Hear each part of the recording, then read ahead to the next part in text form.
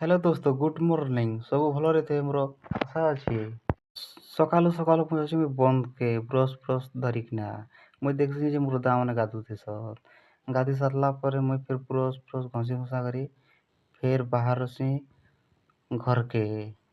ଆମେ ହେତ୍କି ବାହାରି ପଡ଼ୁଛୁ ଆମର ଡ୍ୟୁଟି ବବା ସାଙ୍ଗେ ବବା ବଲସି ଯେ ବବା ଗାଡ଼ି ଟିକେ ଅଟକା କାତିର୍ ଲାଗି ବବା ବେଲେ ବବା ବସ ମନେରେ ବବା